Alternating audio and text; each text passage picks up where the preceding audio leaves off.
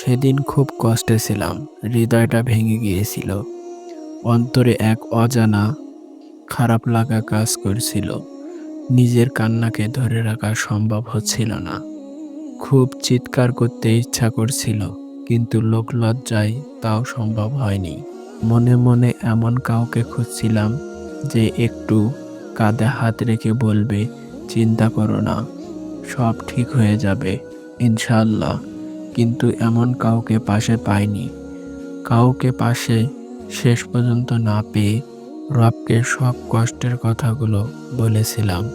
তারপর হৃদয়ে অদ্ভুত রকম এক প্রশান্তি অনুভব হয়েছিল। আর এইভাবেই আপনজন খুঁজতে গিয়ে আমি আমার রবকে খুঁজে পেয়েছিলাম। ভিডিওটি ভালো লাগলে অবশ্যই শেয়ার করে দিবেন।